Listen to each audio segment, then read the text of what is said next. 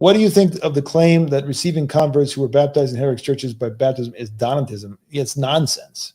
St. Basil was a Donatist. St. Basil insisted on baptism. Even when Rome chrismated, St. Basil in his 47th canon insisted on baptism. That's not Donatism. I explained this in a bunch of posts a while back. That's not Donatism. Donatism is very specific.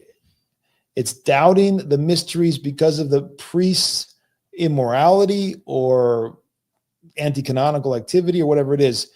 It's not a question of the church's presence. The church is not doubted. In Donatism, it's the church, and they're doubting the existence of grace because of a priest apostasy or a priest whatever, on a personal level. That's Donatism in a nutshell. When the Orthodox Church says that there are no mysteries outside the church, which is the basic Orthodox position, because the mysteries are in and of the church, and Christ is given and gives himself in every mystery, and therefore it's nonsensical to talk about mysteries outside the church.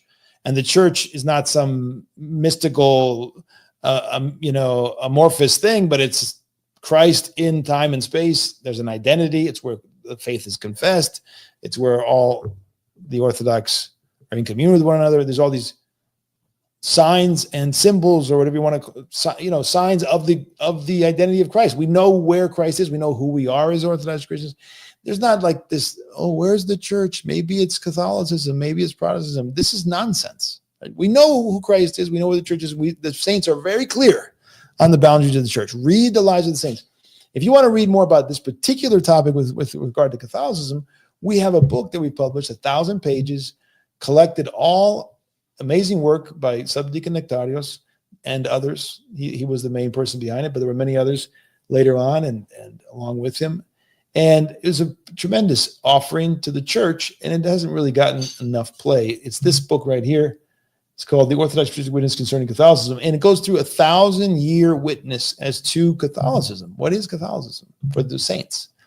And so the church is where the mysteries are. And when there's orthodoxy, and when there's the church, and when there's confession of faith, et cetera, all the things, then there's the mysteries. It's that simple. And that's basic Orthodox teaching. So no, Donatism is not to say one has to be baptized. Besides, the criteria of whether one should be received by chrismation or baptism is not, it is whether there has been a form. One of the main criteria is there been a form maintained which we can recognize as baptism, and that's been abandoned by the heterodox. 95%, whatever it is, the vast majority of both papal and Reformed Protestants do not baptize.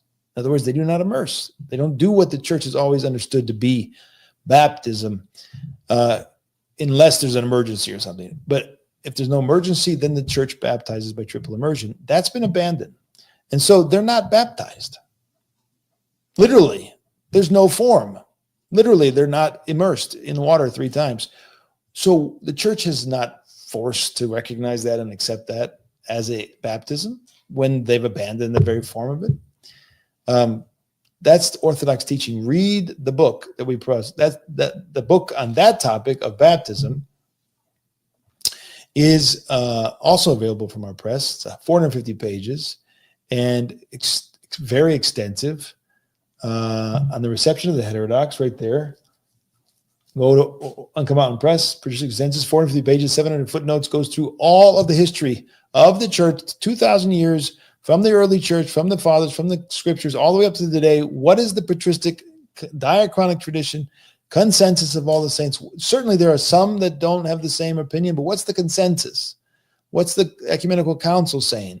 That book examines it all, and you can see the consistent teaching.